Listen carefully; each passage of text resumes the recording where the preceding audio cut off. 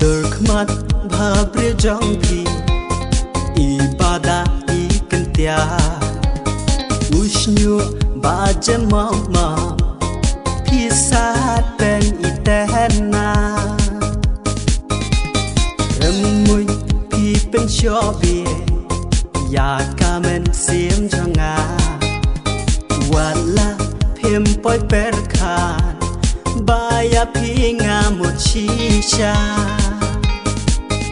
Alisi thay ha jan janga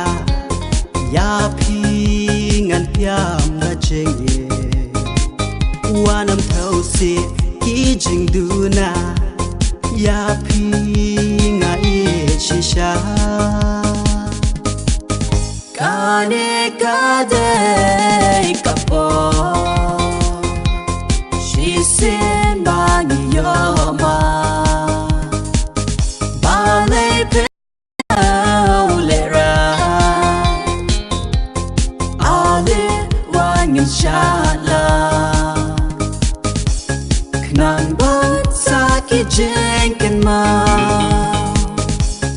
Ayam ksar jengem samla Brand no yaki jeng sobla